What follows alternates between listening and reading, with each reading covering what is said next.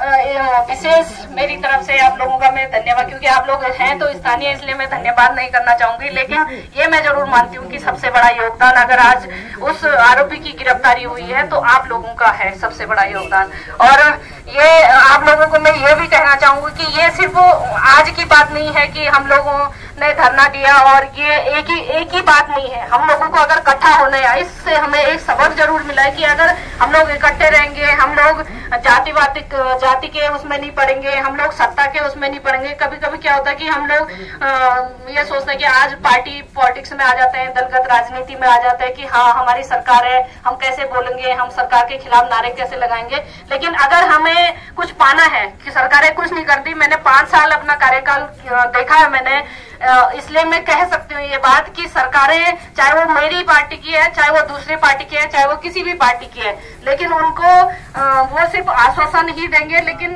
काम तब तक वो नहीं करते हैं जब तक हम लड़ेंगे नहीं। यानी कि हमें मांगना पड़ेगा, अपना हक हमें मांगना ही पड़ेगा। तो मेरा पहले से भी यही सोचना है कि अगर हम लोग सामाजिक उसमें हमको रहना है तो समाज के साथ तो चलना पड़ेगा, और समाज के साथ चलना है तो हमें लड़ना भी पड़ेगा, चाहे अपने से भी लड़ना पड़ेगा। और राजनीति अलग चीज है, और खासकर अब तो जो परिस्थितियां मैंने आजकल देखी, इस बीच हम 5-10 साल से जो स्थिति हम देख रहे हैं अपने क्षेत्र की, समाज की, न्याय के लिए हमको लड़ना पड़ रहा है। बताओ, एक हत्यारे को, जिसको सबको पता है कि उसने हत्या की है, उस हत्यारे को गिरफ्तार करने के लिए हम लोगों को धरना देना पड़ रहा है। तो ये कितना बड़ा दुर्भाग्य हमारे समाज का है कि हम आरोपी की गिरफ्तारी के लिए धरना देते हैं। लोग बड़े बड़े देशों में, विकसित देशों में प्रदर्शन होते हैं, विकास के लिए प्रदर्शन होते हैं, लेकिन यहाँ वहां तो बिना पूछे बिना बोले ही जिसने हत्या की, जिसने कोई गुनाह किया है, उसे स्वयं गिरफ्तार किया जाता है। लेकिन यहाँ तो बचाया जाता है गिरफ्तारों को, यहाँ तो आरोपियों को बचाया जाता है। कि हमने देखा है ये चीज होती है।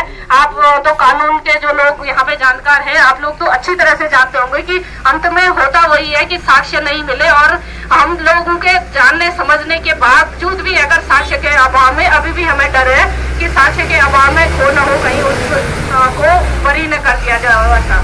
तो इसके लिए भी हम लोगों को आगे ध्यान देना पड़ेगा, और आप लोगों को हमेशा खिलावराम जी का साथ भी देना पड़ेगा। और खिलावराम जी से भी मैं ये कहना चाहती हूँ कि अगर कभी हमारी जरूरत पड़े, झुकाने से कुछ नहीं होगा, सर उठाओ तो कोई बात बने, सर उठाओ तो कोई बात बने। जिंदगी भीख में नहीं मिलती, सुन लो क्या था, जिंदगी भीख में नहीं मिलती, जिंदगी बढ़ के छीन जाती है, जिंदगी बढ़ के छीन जाती है।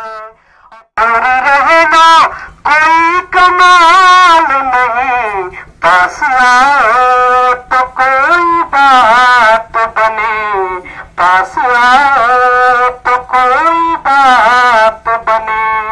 और आखिरी पंक्ति सुनिएगा, रंग और धर्म जाति मजहब, रंग और धर्म जाति मजहब, जो भी है आदमी से कमतर है, जो भी है आदमी से कमतर है। इस हकीकत को तुम भी मेरी तरह, इस हकीकत को तुम भी मेरी तरह मान जाओ तो कोई बात बने, मान जाओ। आप कितना भी चिल्ला लो, अगर मीडिया आपको सपोर्ट नहीं करता है या मीडिया का सहयोग नहीं रहता है तो लड़ाई कई बार अधूरी रह जाती है।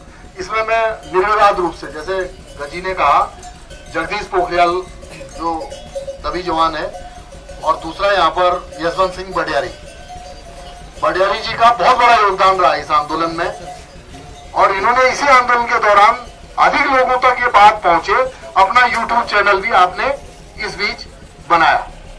तो साथी बडियारी का और हेम भाई जो हमारे हिंदुस्तान और दैनिक जागरण में लिखते हैं उनका, और सुरेंद्र धनेत्रा जो एक पहाड़ की आवाज है, वो शुरू दिन 13 तारीख को आए थे, उनने कवरेज किया था। इन मीडिया के तमाम और भी बहुत सारे साथी, हरेंद्र बिष्ट थराली से बार बार कवर कर रहे थे, इन तमाम साथियों का हम धन्यवाद करेंगे।